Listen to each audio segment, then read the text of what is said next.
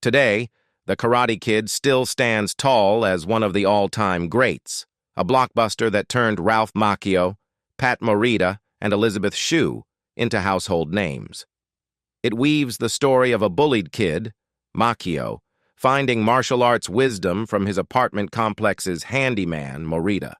Beyond just a sports movie, it's a grounded drama delving into racial and economic tensions, sprinkled with uplifting moments and, of course, those unforgettable crane kicks.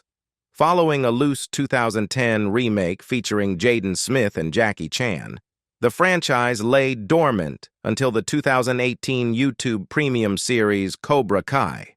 The series brings a poignant touch as characters confront the passage of time and the people they've lost. Unfortunately, over the 39 years since the franchise's inception, several actors have passed away, some after decades of acclaimed work, others gone too soon. Let's take a moment to reflect on a few whose departure may not have crossed your radar. Pat Morita. With Season 3 of Cobra Kai premiering on January 1st, fans are likely reminiscing about one of the Karate Kid franchise's most beloved characters, Mr. Miyagi, Daniel LaRusso's sensei. The role was brilliantly portrayed by Japanese-American actor Noriyuki Pat Morita in the film series, earning him an Academy Award nomination for Best Supporting Actor, as reported by the New York Times. Diagnosed with tuberculosis of the spine, also known as pot disease, at the age of 2, Morita spent nearly a decade in a TB ward at the Weimar Institute, confined to a full-body cast. A turning point came when he was moved to San Francisco's Shriners Hospital, where an experimental bone graft treatment successfully fused his spine. Defying grim expectations, Morita overcame the worst-case scenarios associated with his disease. His childhood wasn't just about being bedridden. He often found himself completely immobilized in a full-body cast from neck to thigh. During these challenging times, he spent hours staring at the ceiling, developing his sense of humor and comedic timing for entertainment. Reflecting on the emotionally and mentally taxing days at the Weimar Institute, Morita emphasized the need to find things to laugh at. Crafting jokes, spinning imaginative stories, and trying to bring smiles to his nurses became his coping mechanism. Looking back, he remarked, "If it wasn't for my disease, I wouldn't be here today." Despite the immense difficulty he faced, Morita recognized that the hardships of his childhood played a crucial role in shaping his personality and defining his later life. After the war, Morita's family started a restaurant in Sacramento, and he chipped in to help. Unfortunately, in 1956, his dad got into a hit-and-run accident and passed away. That pushed Morita to take a desk job to support his family. After doing that for a while, he decided he needed a change. Surprisingly, Morita's sense of humor didn't fade despite all the tough times. He took on the stage name Pat Morita and tried his hand at stand-up comedy in the early 1960s. He went with Pat because there were other comedians named Pat, and it also paid tribute to a priest friend he made during his hospital stay for tuberculosis. Morita dipped his toes into the entertainment scene in the mid-1960s, snagging some small roles in film and TV. However, looking back, some of these early gigs would be considered problematic and stereotypical today. For instance, one of his first film appearances was as Oriental No. 2 in the musical Thoroughly Modern Millie. Morita also made appearances in sitcoms like The Cosby Show and Green Acres. But there were two standout roles that really propelled him into the mainstream. He became Arnold Takahashi, the owner of Arnold's Diner, in Happy Days, and also had a recurring part as Ah Chew on Sanford and Son. This mainstream success paved the way for Morita to make history by taking on the lead role as Taro Takahashi in one of TV's earliest predominantly Asian-American sitcoms, Mr. T and Tina. Unfortunately, the show didn't last long, but it marked a significant moment in Morita's career and TV history. He later landed the role of a lifetime as Mr. Miyagi in the hit film The Karate Kid, 1984. As the patient sensei to a bullied teen, Morita was instrumental in launching a hugely successful film franchise, and in doing so, would earn himself an Academy Award nomination for Best Supporting Actor and secure a place for himself in the pantheon of screen icons. Following a long and diverse career, Morita passed away in 2005 at the age of 73 due to kidney failure. It became known that Morita's ongoing battle with alcoholism contributed to his untimely death. His wife, Evelyn, was well aware of his struggle with addiction and knew the inevitable toll it would take on him. Morita himself acknowledged his inability to overcome the addiction, sharing this with his wife. Morita's daughter, Ali, has also shared insights into her father's struggle with addiction. She recognizes the kind and caring nature underlying her father's challenges. Ali has mentioned that her father faced difficulties dealing with being seen as a washed-up movie star after the success of The Karate Kid and grappling with the perception of being of no value to Hollywood. Despite these struggles, Ali emphasizes that Morita succeeded in carving out a little place in history. Danny Kamekona. Danny Kamekona, renowned for his portrayal of Mr. Miyagi's rival, Sato, in Karate Kid Part 2, unfortunately won't be featured in the Cobra Kai reboot on Netflix. Nevertheless, Season 3, premiering on January 1st, 2021, will pay tribute to his memory and explore characters associated with Sato. Kamekona, a prominent actor in Hawaii, passed away at the age of 60 on May 2, 1996. The antagonist from the 1986 Karate Kid sequel met a tragic and mysterious end. He was discovered lifeless in his Los Angeles apartment, with reports indicating that he had been deceased for several days before being found in the bathroom. During Kamekona's passing, his wife Michiko, whom he met during a 3-year Mormon mission in Osaka after graduating from Brigham Young University, was in Japan visiting her siblings. The couple had 2 children together, a son named Leigh Scott and a daughter named Vera Leigh.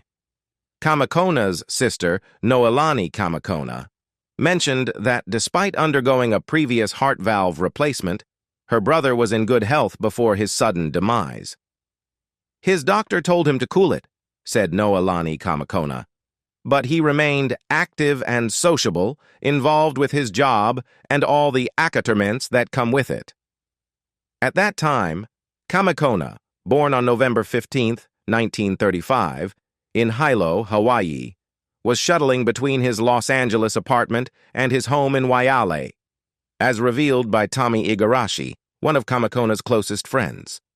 Igarashi mentioned that in the week before his passing, Kamekona was actively engaged in shooting commercials and conducting press interviews for an upcoming film. "Danny had a special personality," Igarashi recalled. "He never thought because he was a movie actor that he was big time and snubbed anybody. He still had that Hawaiian aloha fun." Although he is widely recognized as the antagonist in Karate Kid, Kamekona enjoyed a prosperous career in Hollywood, making appearances in numerous major films and popular TV shows. Before taking on the role of Sato, he had notable roles in various TV series, including Magnum P.I., Hawaii Five-0, Barnaby Jones, Sanford and Son, and The Rockford Files. In terms of his film career, Kamekona featured in Black Widow alongside Deborah Winger, took on the role of Mr. Hirohito in the 1990 film Problem Child, and joined forces with Pat Morita, who portrayed Mr. Miyagi in the Karate Kid films, for Honeymoon in Vegas. This movie also starred Sarah Jessica Parker, Nicolas Cage, and James Caan.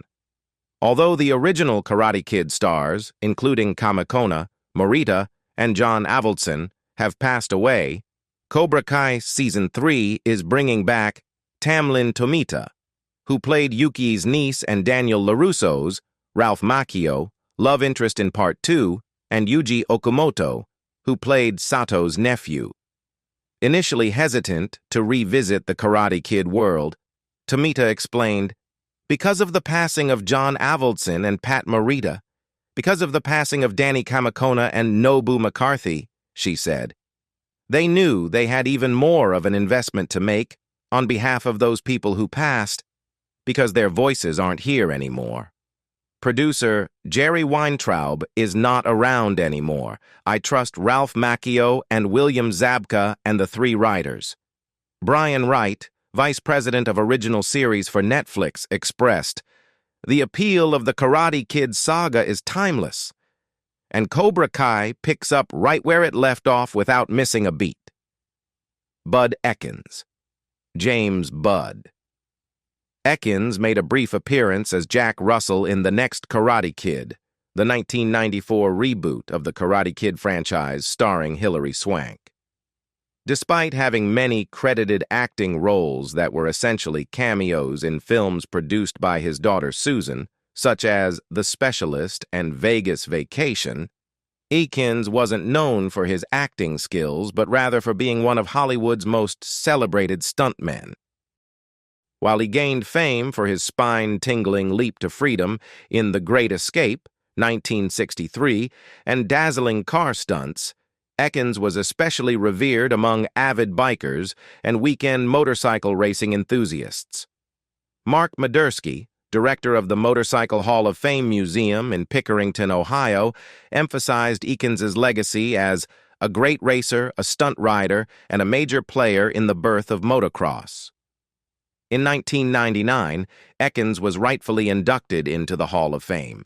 In the early days of motocross, a sport involving racing on natural terrain with closed-circuit tracks marked by tape, Ekins and his peers adopted a DIY approach. They wore aviator goggles and leggings, attached shovel blades as makeshift engine protectors, and handled their own repairs, which were often numerous. According to David Ekins, Mr. Ekins' brother and a Hall of Fame inductee, as well as a former editor of Motorcyclist magazine, if Bud Ekins failed to win a race, it was because he pushed his bike past its breaking point. This determination was evident in the grueling 100-mile Catalina Grand Prix, one of the most significant annual competitions of the 1950s. 3 times, however, Bud Ekins did win the Big Bear Hare and Hound race across 153 miles of the Mojave Desert. Leading about 700 riders in 1959, he came in a half-hour ahead of the pack. In 1964, Ekins took on the role of organizer for the American team in the International Six-Day Trials, known today as the International 6 Days Enduro. His team included Clifford Coleman and a young enthusiast from his motorcycle dealership in Hollywood who would become a close friend, Steve McQueen.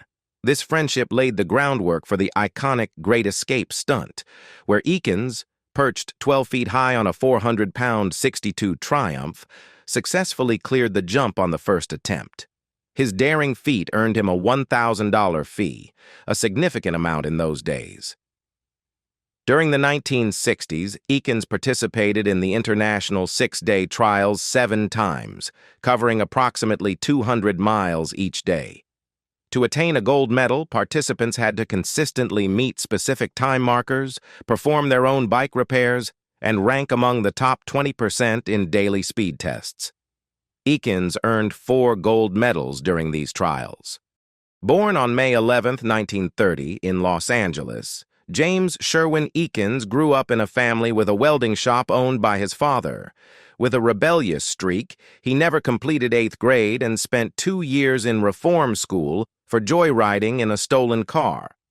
His passion for hot rodding eventually shifted to motorcycles after being captivated by his cousin's Harley. By his early 20s, Bud Ekins became a dominant force in Southern California racing circles, winning numerous races on his 1950 Matchless and securing the area's top biking plate 7 times. Besides his brother and his daughter Susan, Mr. Ekins is survived by a sister, Vivian Goriando, another daughter, Donna Ekins-Kapner, and 2 granddaughters. His wife, the former Betty Town, died in 1996. Bud Ekins concluded his illustrious career in Hollywood stunt work after 3 decades. His legacy lives on, and he passed away on October 6, 2007. Ekins is honored posthumously as a member of the Off-Road Motorsports Hall of Fame and the AMA Motorcycle Hall of Fame. Rob Garrison. American character actor Rob Garrison, best known for his role as Tommy in The Karate Kid, The Karate Kid Part 2, and reprising the role in YouTube Red's Cobra Kai, passed away on Friday, September 27th, at the age of 59. A native of Wheeling, West Virginia, Garrison began his career as a professional actor while still in school. He appeared on popular TV shows such as St. Elsewhere, MacGyver, Tour of Duty, Columbo, and Coach. Garrison had been battling illness for an extended period and was in the hospital for over a month, dealing with kidney and liver issues. He was later transferred to a specialty hospital in Pennsylvania, where he eventually passed away after his organs shut down. John Hurwitz, the writer, director, and producer of Cobra Kai, expressed his condolences on Twitter, stating, "Our entire Karate Kid and Cobra Kai family is devastated by the news of OG Cobra Rob Garrison's passing. He was a truly gifted performer and an even better man. My heart goes out to Rob's family during this difficult time." Before graduating from college, he had appeared with Robert Redford in the prison film Brubaker, playing a young convict. He also appeared as one of Jamie Lee Curtis' teen classmates in the horror film Prom Night, and had a small role in the George Segal movie Lost and Found. His most recognizable role came a few years later when Robert Avildsen cast him as one of the villainous Cobra Kai members in The Karate Kid. Famous for being the Cobra Kai member that shouts, "Get him a body bag!" Garrison did not shy away the film series' cult-like fandom and regularly appeared at forums with his former cast members William Zabaka, Martin Kove, and Ron Thomas. Like film's leading star Ralph Macchio, Garrison reprised his role in Cobra Kai, the YouTube series which takes place 30 years after the final confrontation of Johnny Lawrence and Daniel LaRusso at the 1984 All-Valley Karate Tournament. Pat Morita, the Japanese-American actor who famously played Mr. Miyagi in the Karate Kid film series, passed away on November 24, 2005. He was 73 years old. According to his wife, Evelyn, Morita struggled with alcoholism, which caused his health to deteriorate as her got older in age. After being hospitalized in October 2005 for a severe bladder and urinary tract infection, he died of kidney failure a month later. Director of The Karate Kid, John G. Avildsen, and won an Oscar for directing Sylvester Stallone in 1987's Rocky film, passed away on June 16, 2017. He was 81 years old. Macchio said of Avildsen, who also directed The Karate Kid Part 2 and The Karate Kid Part 3, "His guidance in the creation of Daniel LaRusso and direction in The Karate Kid became an influence that changed my life. There are countless examples where his guiding hand created much of the magic we were able to achieve on screen. My thoughts are with his family and close friends. He will be missed."